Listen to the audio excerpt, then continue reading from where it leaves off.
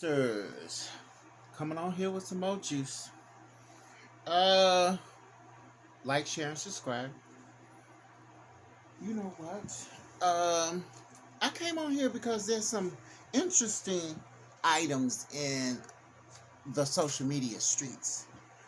Um, and I just want to catch you up to date. The worst being T.I. I don't know what he was thinking about, but I'm gonna tell you about it. Uh, Beloved, let us love one another, for love is of God, and everyone that loveth is born of God, and knoweth God. He that loveth not knoweth not God. T.I., do you know God? My goodness. He blew my mind today. But anyway, it's all about love. And you know what? For the life of me, I do not know what's wrong with people and spirituality. I think religion gave spirituality, or give at this point, as the current state and status quo of church, black church today. Give religion gives spirituality a bad name. Okay? People think that religion is spirituality. No, spirituality is internal. Religion is external. It's like-minded people. You go to a church, you like the way they preach, and you like their little rituals, and you like the atmosphere of the people.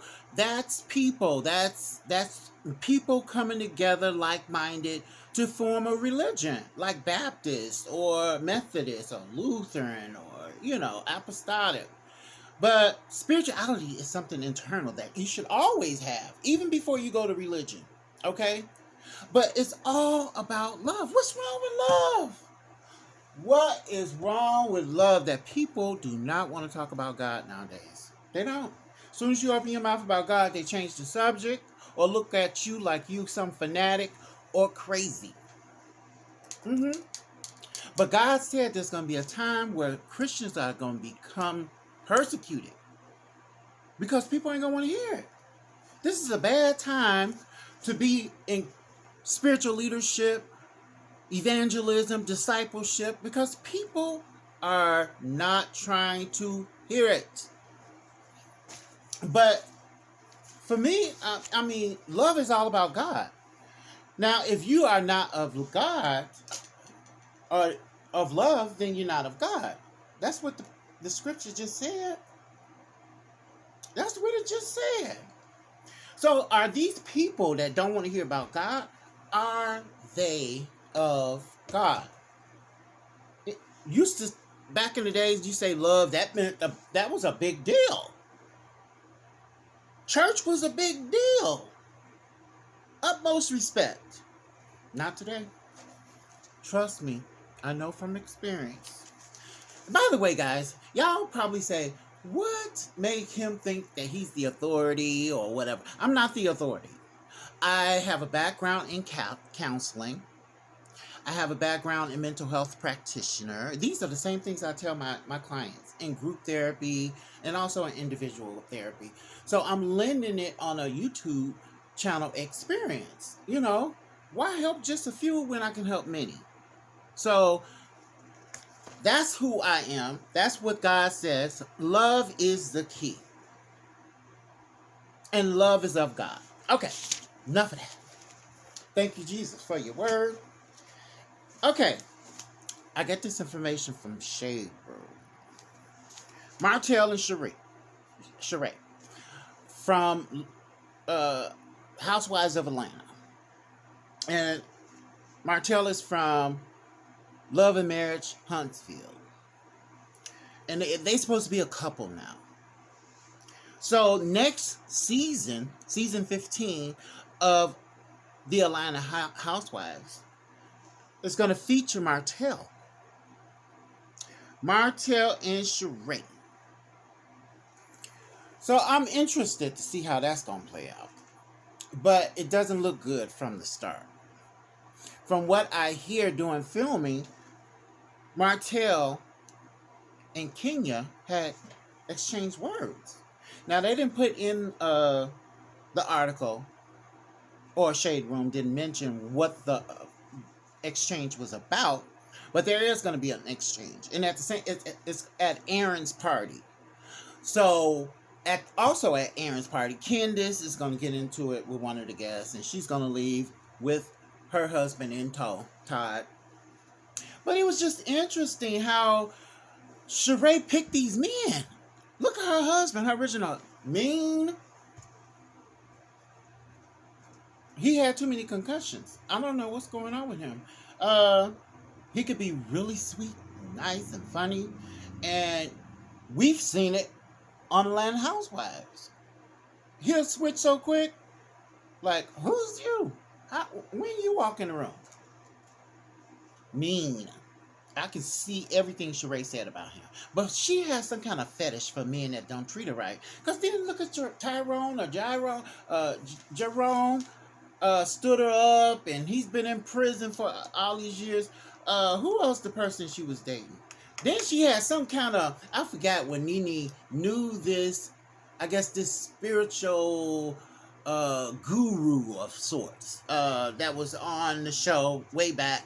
And come to find out he was a con man. And now she with Martell, a self-proclaimed cheater. She's glutton for punishment. She needs to focus on herself before she go into her next relationship. She just left Jerome, and now she's moving on to Martell. And Martell just left Melody, and now he's with Sheree. Jumping from one relationship to the other without figuring out who they are in the relationship and how they show up, and what's doing a self-inventory. How am I showing up that I cannot keep a partner, or that I got to cheat? They're not dealing with their own issues, and that's why everything ends up in failure. I would be very surprised if Martell and Sheree last a year. I don't know. I'm going to pray for them. But I thought it was just very interesting that she picked yet again a man that has some issues that he needs to work on himself with. I don't see on the show that he goes to counseling or whatever he might do, but I don't know. But Ariana said they still sleeping together. Okay. So evidently, that's going to be a problem. That's what it said in the article. Okay, we talked about Martell and Sheree. Tasha K. Now, I think I brought her up in the buzz for the week with her taking her last $1,083 out the bank. The new thing is that she took the money out and she's giving it to a prize winner on her YouTube channel. And all they have to do is tell her why they need the money. And then she pick a winner. Instead of taking that $1,083 and giving it to Carly B towards her debt, she took it and gave it towards someone else. She's trying to be in service and generous and lending a hand to society. When she got $4 million worth of debt that she don't intend on paying. But she give the illusion, because she mentioned in the same episode, she came out the bank and she talking about she knows she owes this woman $4,000 plus some old debts. But she just advertised that you put $896,000 in the African bank. You gonna get that to a lucky winner on your YouTube channel, Tasha K? You don't intend. You trying to get back at Carly B, and it's gonna lose. Cause you hate to see somebody trying to get away with evil. Okay, you owe this, and you deserve this. Okay, yes. Tasha K is just scurrying around like a rat looking for some cheese. She looks real ridiculous up in these social media streets. She does. Okay? She just don't look like she look like she losing her mind. I'm like, my goodness. Instead of you taking the time out and having a conversation through your lawyers with Carly B, trying to make some special arrangement and being apologetic, you scurrying around trying to prolong this issue.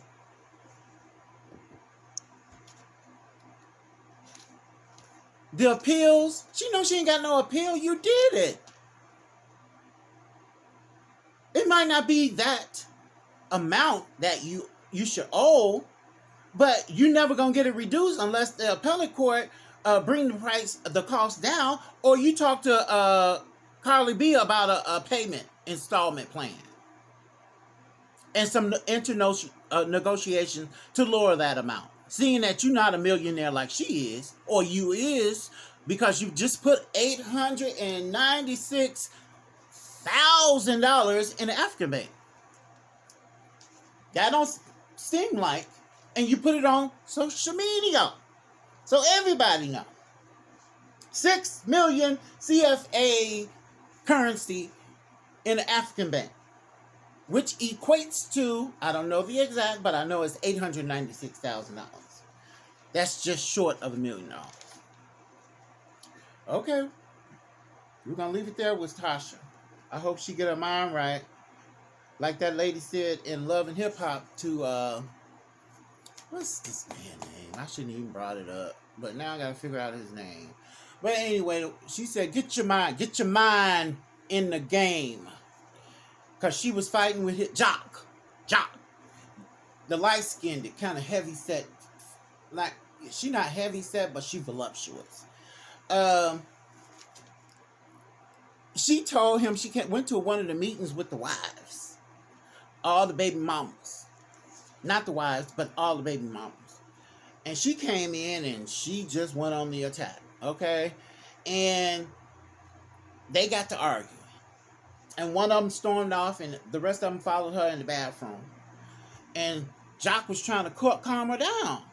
And she said, get your man in the game. Get your mind in the game. I thought it was so funny. Okay, let's move on to Ray J. Woo! Ray J was needing some attention. Him and allegedly, him and his wife, Princess, went on a vacation together and it didn't turn out right. Ray J put a post up of him in a high place, a high building, and he's sitting on the ledge of it with his feet dangling, talking about, should I jump? I feel like just jumping. If it wasn't for my kids, I'd jump. And then his publicist or people were saying, he's all right, he's fine, he's okay. It was just frustration from him and Princess Love, them not getting along. I think this is a prime example how, because Princess was very clear on what she wanted in a marriage and kids and all of that. Ray J wasn't. And that's what we're seeing. He's not the family man he said he will be. Or he is. And now, Princess Love trying to hold him accountable for what he promised and said he was going to do. All that running out and staying out all night and all these rumors of girls and you know, we thought having kids was going to change all that. Like I said, if it ain't happening in the courting stage, it's not going to happen when you get married. Period, point, blankly blank. Now, let's get to Mr. T.I. I've been hearing these stories, sitting up in here watching YouTube and hearing these stories about him being so mad, disrespectful. Even in high school, he dared somebody to do something. Why you dare somebody if ain't nobody trying to do nothing to you? I don't understand that. These kids, these millenniums, now are the way they are because of lack of discipline. He, in the same post, he's had, I guess, some radio personality said something about his son, King. And his wife, King's mother, uh, Tiny, call him and asked him, did he hear about it? And, you know, they need to talk about it. I'm telling you, there is 5 words that describe that post he put up. I think it's IG Mag or iMag. It's a YouTube channel. And they got that little new arrival little thing where you hear the baby.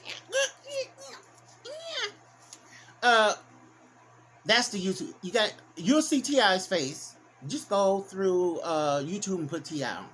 And that's probably the first one because that's recent today, according to the chat room.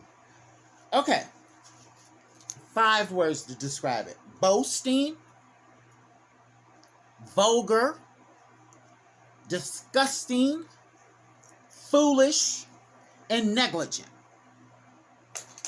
Now, the problem is with these kids today, because back in the day, I was more afraid of my mom and her wrath than the police.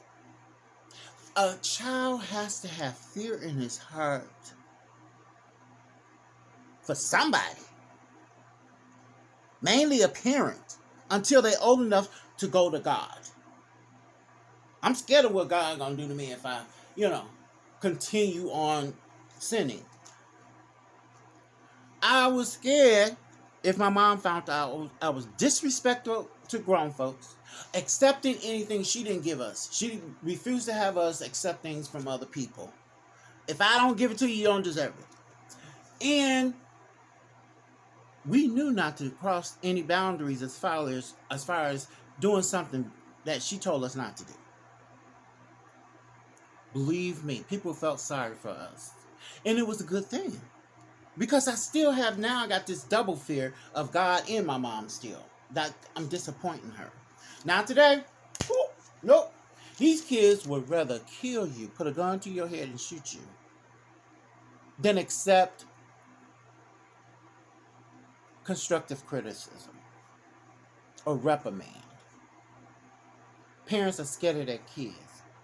So they stay at work all day trying to appease them to make sure they in step with the neighbor next door's kids. They got all the bells and whistles. I call them children of the corn. It's something about these kids nowadays in this new millennium. I'm scared for the future. These young people are killing people. They don't care. I don't know if y'all ran into them on the street. My goodness. I was in Chicago getting off the L, and this woman, a crackhead, was giving this young boy about 19, 20, head right there on the stairs coming down off of Belmont and, I want to say Broadway.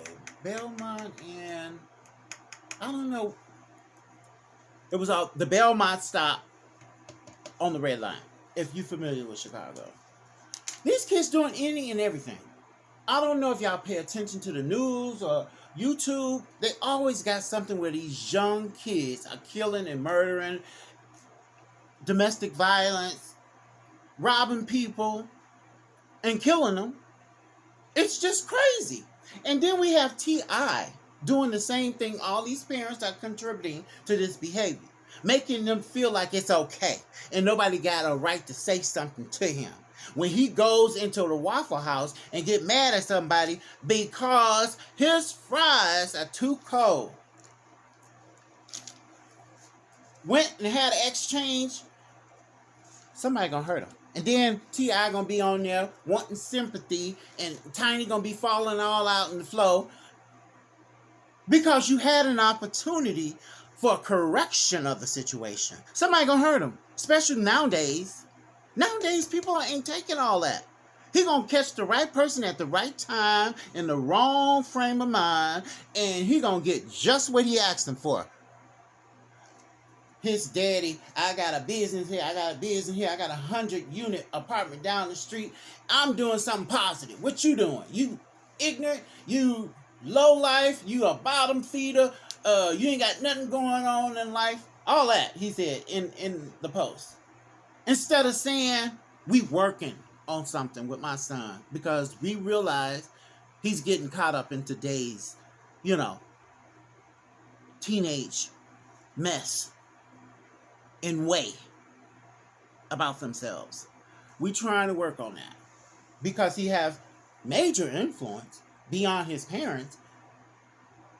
If they teach him, but you know what T.I.'s problem is, and what came across to me is that somehow this man, this radio personality, pissed him off.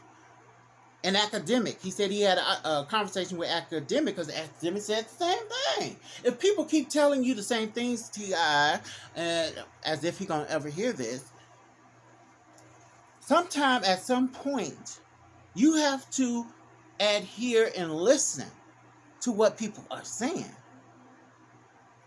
You can't just go around going off on people because of what they say about your son, who's out of control. And then somebody do something to him, you're going to wish you had. It's happening multiple times a day. Kids are getting shot and killed and each other and all of that. He's threatening the man.